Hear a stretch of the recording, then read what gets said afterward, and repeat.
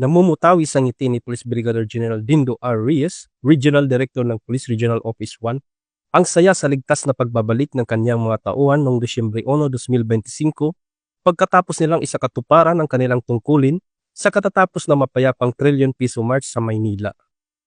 Kasama ang Command Group at iba pang mga tauhan, isinagawa nila ang Heroes Welcome Ceremony para sa Civil Disturbance Management Contingent na ginanap sa PRO1 Auditorium, Camp Brigadier General Oscar M. Florendo, Parian City of San Fernando, La Union. Isa-isang pinarangalan ang mga nagbabalik na mga tauhan dahil sa kanilang dedikasyon at profesionalismo na makiisa sa pagpapanatili ng maayos na kilos protesta. Sa parehong araw, isinagawa rin ang mga seremonya sa iba't ibang Provincial Police Office sa Riyon, kabilang ang Pangasinan PPO, La Union PPO, Ilocos Sur PPO at Ilocos Norte PPO.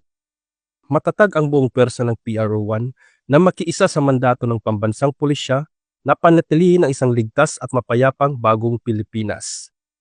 Mula dito sa Ilocos Region, ako ang inyong PNN correspondent, Police Staff Sergeant John Del Supremo, alagad ng batas, tagataguyod ng balitang pulis.